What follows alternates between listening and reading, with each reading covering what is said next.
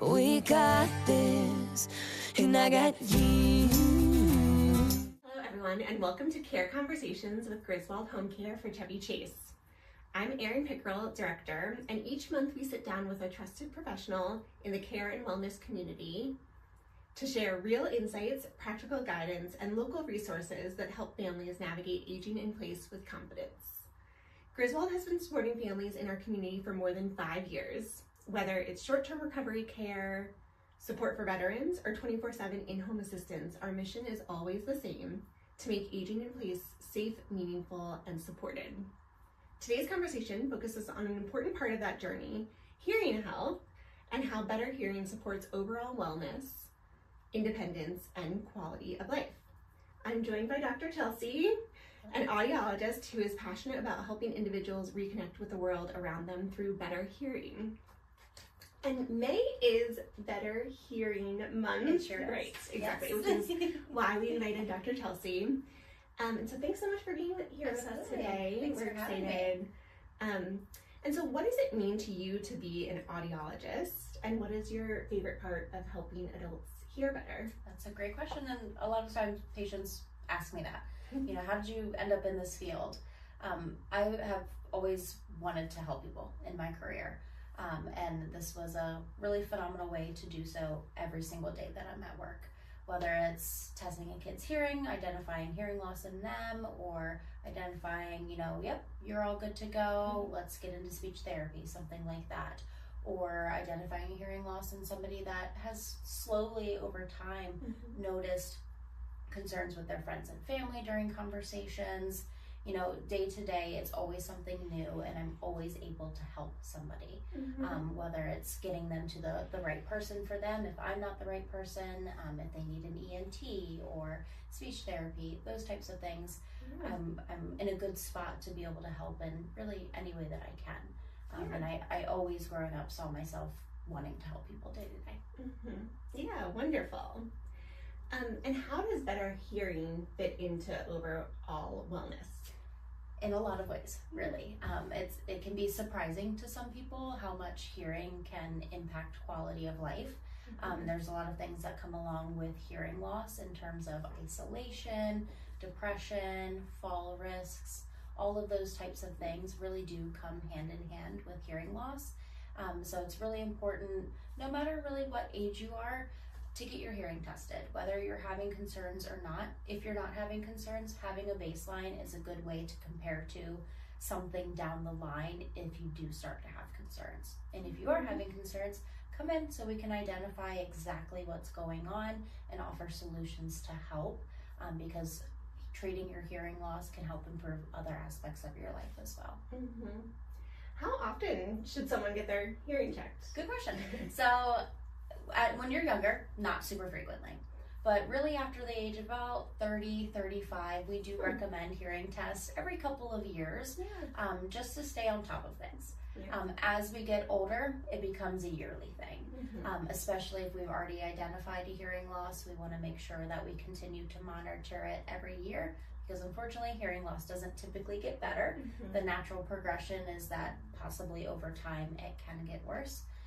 Hearing loss is pretty unpredictable in the way that it changes, so that's why we recommend those annual hearing tests, so we can stay on top of those changes, adjust recommendations if we need to, or if you're wearing hearing aids, adjust your hearing aids if we need to.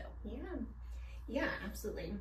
And so for someone who is looking to improve their hearing, what should they do? What should they look for in a provider? Yeah, so the first thing that you want to look for in a provider is that they listen to you. Hearing loss is something that, again, affects a lot of aspects of your life, but in particular, your communication with your friends and your family. So if those situations are being impacted and you're going in saying, I'm struggling when I'm at my grandkid's birthday party, or my friend had a big gathering and I couldn't participate in it. We want to make sure that we acknowledge those concerns and how important they are to the patient.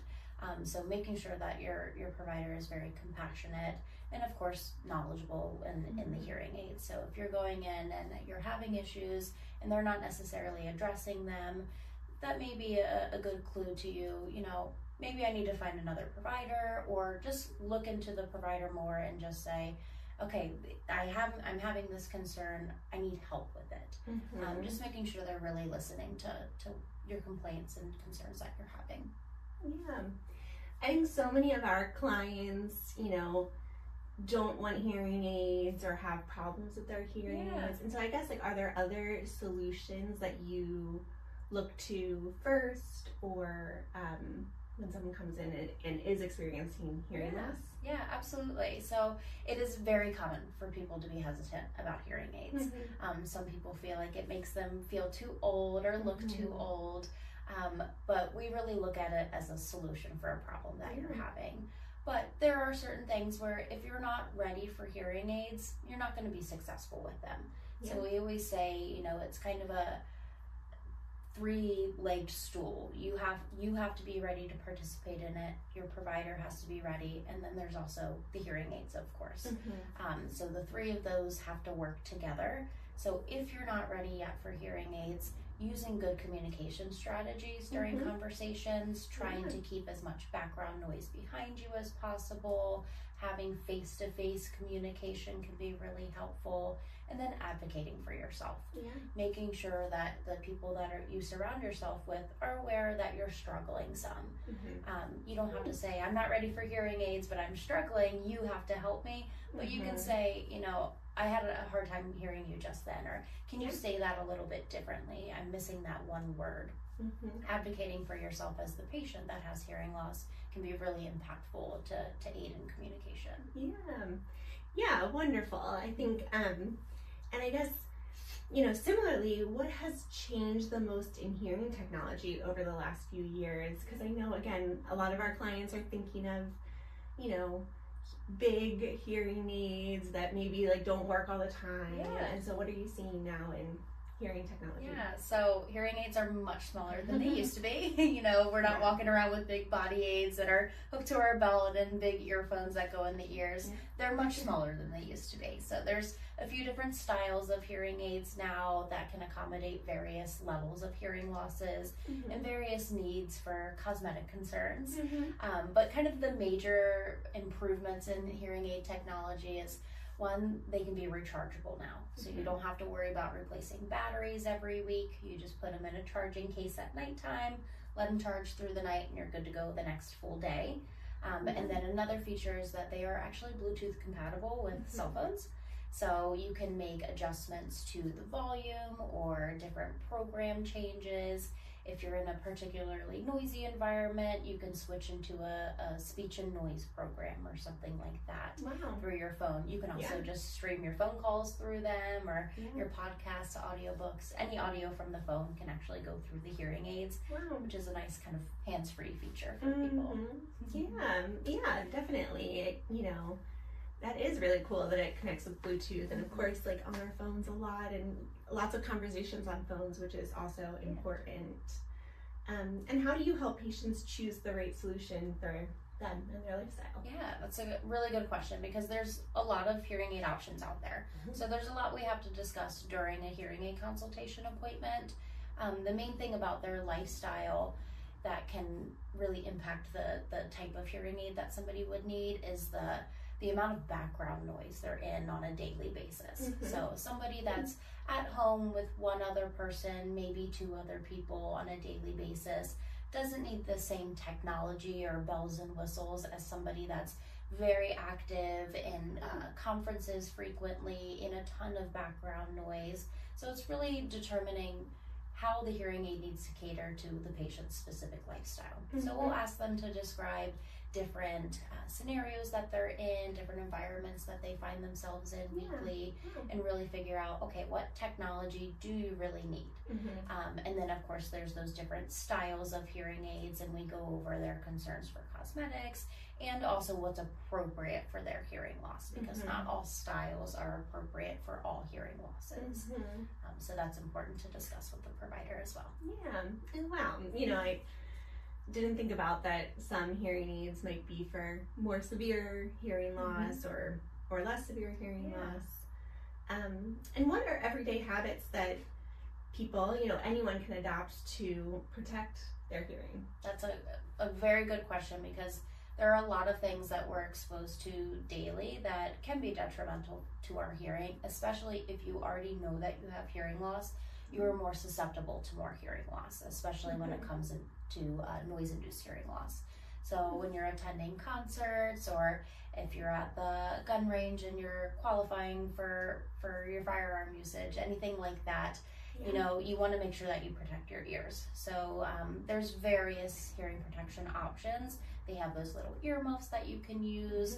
There's also those little foam plugs that you kind of roll up and place inside the ear.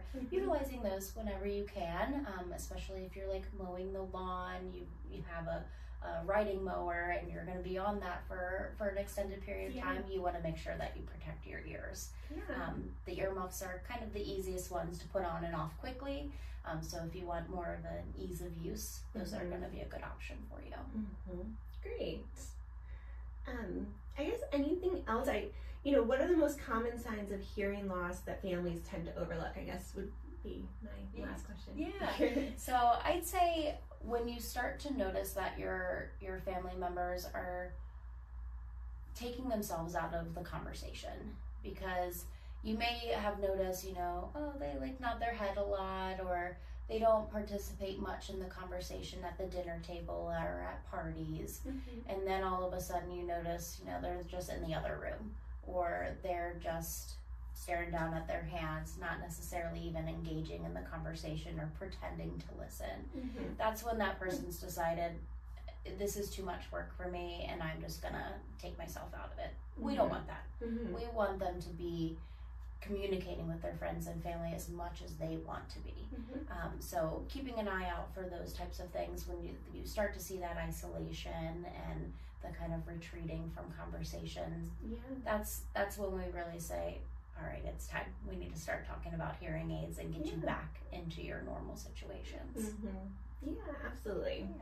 Yeah, it is. I mean, we talk about, because hearing, if you can't hear, you're likely to be more socially isolated, and that can just be a huge factor in health and mental health, of course, too. And so, it's really important to protect it as much as you can, and then improve when necessary. And so thanks so much. I guess, is there anything else you wanted to share today that you thought you would share that I didn't ask? I don't think so. We're at Chesapeake Hearing Centers. Give us a call if you want to schedule an appointment. Absolutely. It's really important to make sure we've got a good baseline to compare to, and make sure you know what's going on with your hearing health.